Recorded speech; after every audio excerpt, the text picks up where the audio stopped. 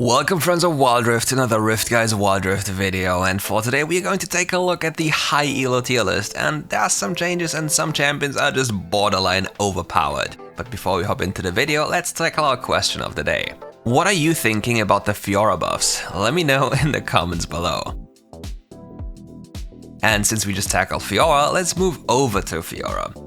Fiora has been a thorn into the sides of many people since the dawn of WildRift, and I can understand anyone thinking like this, because Fiora is a toxic champion by design. This champion just makes laning unbearable and is just toxic from the get-go until the end of the gaming experience. Fiora's first ability during the laning phase has been changed before, and with this change, a lot of one-tricks have lost their skill on the champion. Now, it took some time to readjust to the current strength of Fiora, but now we hit a point where this champion is beyond bonkers. All these little buffs to base health, or like item changes or anything you can think of, turns this champion into a menace in the side lane. And all you need to acquire to just become the most demonic champion you can ask for is Divine Sundra and the Hullbreaker. Once you have those items, even the Jax is not a problem anymore. You just 2-shot, 3-shot, maybe just 4-shot him, and he's just gone. It's such a weird concept that Riot thinks that doing those changes is healthy for Fiora, but now she's just strangely overstat with a little more skill expression. But this skill expression isn't high enough to warrant for her actual strength in the game. So whenever you see a Fiora or you play Fiora, you'll realize that this champion just isn't balanced, and the only reason this champion loses games is people misunderstanding the purpose of a Fiora. They randomly group up and hug their teammates while utilizing Hullbreaker to like 0%. So what's the purpose of even building it? Focus on your split push, get Demolish, and if you have your first item spike with the Divine Sundra, you can then make a decision about rotating to the Dragon fight. Because with this item and your ultimate ability, you can heal your teammates more than any Soraka can do. It's so weird. And this is our full tier list for the top lane.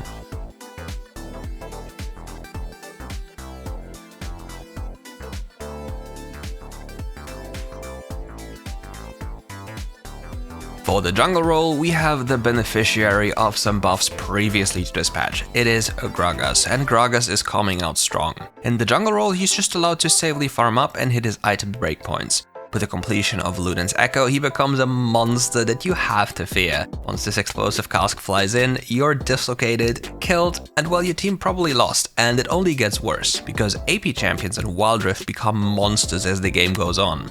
Contrary to AD carries, which normally become weaker as the game goes on, which is quite weird because they don't have the ability to constantly hit the enemy, mage-like champions such as Gragas can just throw their abilities from super high range and literally one-tap you. Have you ever faced a Gragas with 4 or 5 items that body slammed into you? Yeah, and if it happens, you literally disappear. It's such a weird champion, and it's such a fun champion at the same time. On top of that, you even have the ability to go tank if you really want to. Such a weird concept of a champion that so many things are viable. But exactly this makes him so strong and so popular, especially in pro play.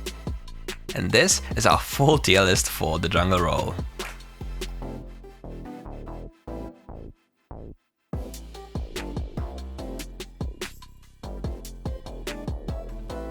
Did somebody just order another Hullbreaker mid laner? Yep, I did, and it's Jayce. Jayce has one of the most potent laning phases in the game with the ability to swap between ranged and melee form. He can just instantly clear the wave as the game goes on, and once he tags you or finds you in a melee encounter, you'll be sent into the Shadow Realm. But to play Jayce in the best possible manner, there are a few secrets that I need to let you know about. Whenever Jayce is in melee form, he gains attack speed and increased resistances. Now, if you think about the concept of holding Hullbreaker, those resistances come in clutch even more, because you stack so many of those. Especially against AP champions, Hullbreaker and this passive melee form become really powerful because they just don't deal damage to you. Next to this, they're just unable to clear minions because Hullbreaker is just a substantially broken item that shouldn't be in the game in the way it is. It is just too good for what it does, and its price tag on top of it. With that already in the bag, we need to add more because Jayce is just a fun champion. Compared to other champions, Jayce has more abilities since he has 2 forms, which in laning grants him a direct advantage over anything else possible. There are also a few things you need to know about his melee form. Whenever you swap into the melee form and animation cancel your first ability, you can hide an auto attack in that animation. This is only possible if it's the powered melee attack from the melee form. Another thing you have to keep in mind is the resistance's reduction from your first attack in a ranged form. Now if you combine this with the Black Cleaver and the Cyrilda's Grudge, you become quite the armor shred machine, even if there's a Rammus or Malphite or anything else that goes super tanky, because armor doesn't really exist in front of you. And if there's one thing you need to always do on Jayce, is to cast your first ability in ranged form first and then your third ability. And when you jump in for melee attacks, use your second ability in ranged form first to then transform into melee form to take over the attack speed buff. If you don't do this, you lose tons of damage. And this is our full tier list for the mid lane.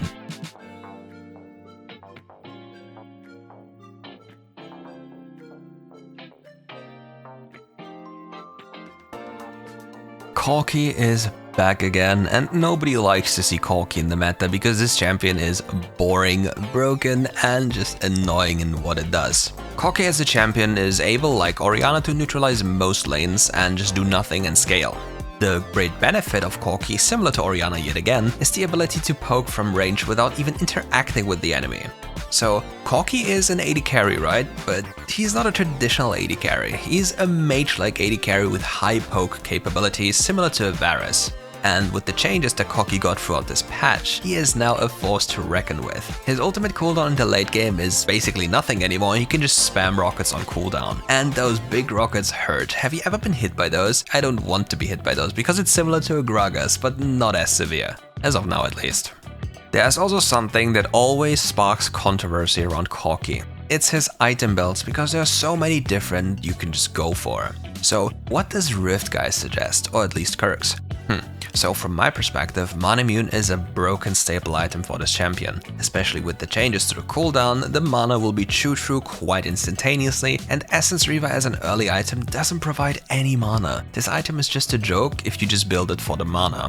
But Essence Reaver will still be one of the most broken items for Corki. But how does it make sense? You just said it's a bad item for Corki. Yes, I said so as a first item, because when you build this item, the item build path sucks, the damage of the item sucks, and it only feels good if you crit, but critting isn't reliable on your first item. So what about building it later on so the passive of the item becomes substantially stronger because you have higher crit chance? And then every single one of your rockets deals a lot of extra damage, which is not to be underestimated if you think about the context of spamming them like mad. But if there's one thing I wish that happened to Corki, is that lifesteal actually applied to the magic damage of his. Because as of now, there's not much he can do for sustain apart from building Gluttonous Greaves and the Hextech Gunblade, and you really don't want to do that on Corki. I at least cannot recommend it. And this is our full tier list for the AD carry role.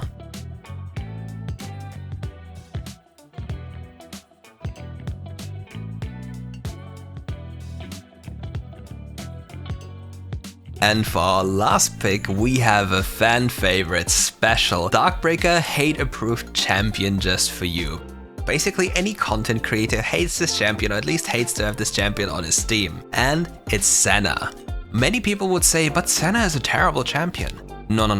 It's a player issue. This champion is broken even after the nerfs in the past. This champion should just take Kraken Slayer and gun you down in the laning phase. And this is how you do it. Use your auto attack and cancel it with your first ability and input another auto attack to immediately proc Kraken Slayer. With this, you inflict a lot of damage plus heal up any incoming damage. The next thing you have access to is a crowd control ability, which basically rarely any AD carry has access to. On top of that, you also have a global ability and an ability that turns you invisible and allies as well. So how can you not think that this champion is broken? It's just the players that are bad, and if people practice often enough on this champion, they might become better at it. But please stop taking Grasp of the Undying because it's terrible. Don't take it ever again in my life, or else I'll be very, very sad. Take Kraken Slayer, win games, and this is our full tier list for the support role. And if you like the content, make sure to subscribe, hit the like button, anything you want, and come back for more content. See you soon.